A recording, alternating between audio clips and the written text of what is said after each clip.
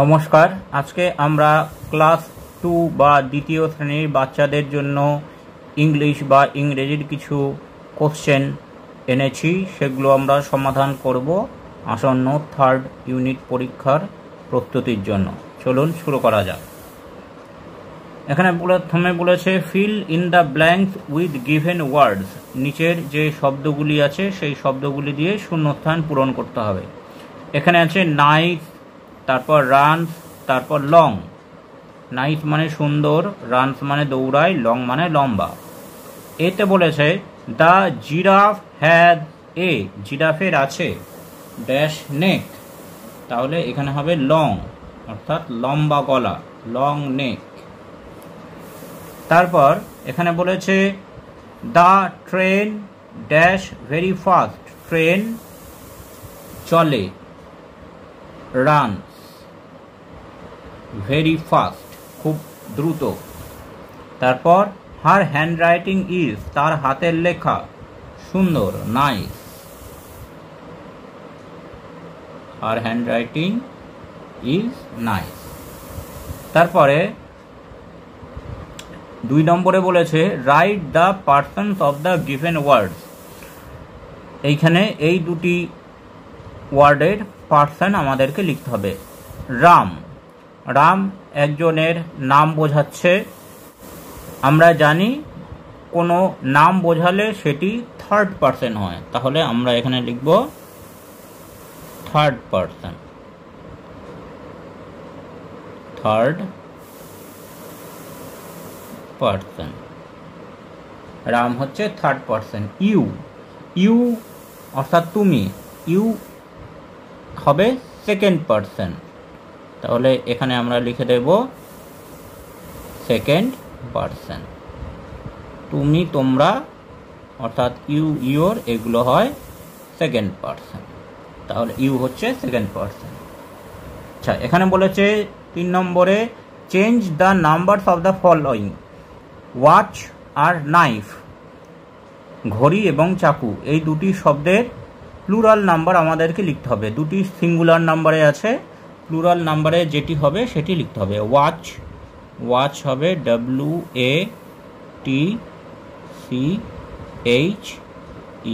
WATCHES, watches ঘড়িগুলি।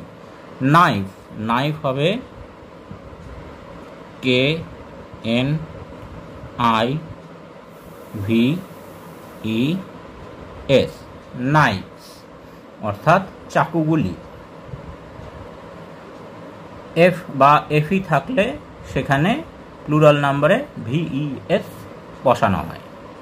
এইবার বলেছে 4 নম্বরে translate the following into English. এখানে এই দুটি বাক্য বাংলায় আছে, সেটিকে ইংরেজিতে ট্রান্সলেট করতে হবে।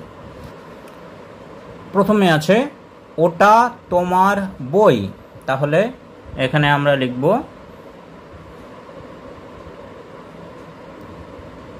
দ্যাট ইজ, ওটা তোমার, ইয়োর বই, বই ইংরেজি book. That is your book. Bimal football খেলে, বিমল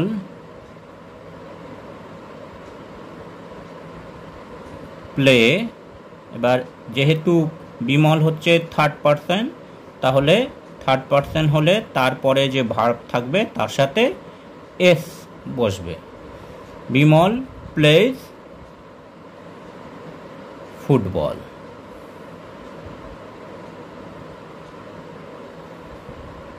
বিমল প্লেজ ফুটবল। এবার 5 নম্বরে বলেছে how many months are there in a year. এক বছরে কটি মাস থাকে, তাহলে আমরা লিখব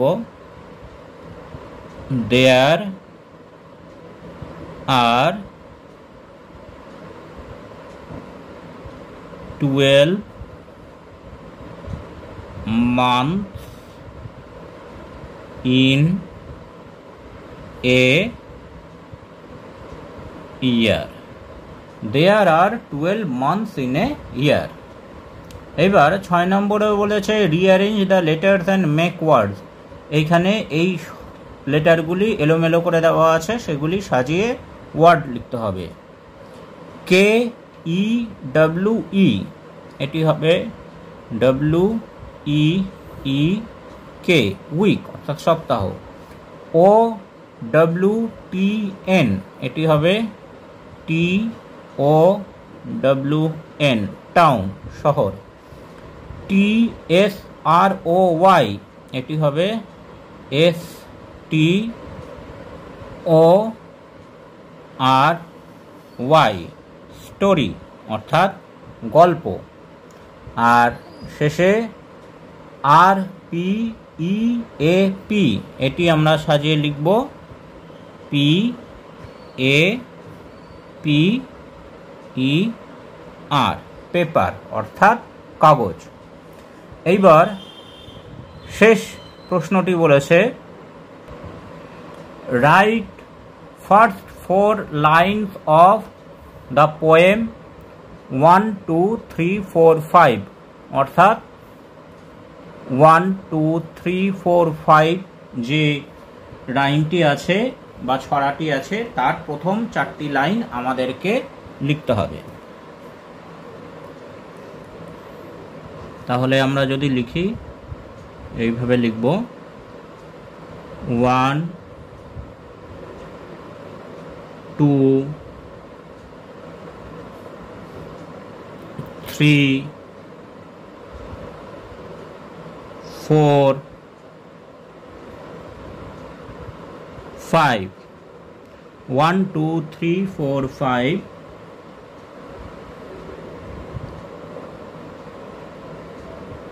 once I caught a fish alive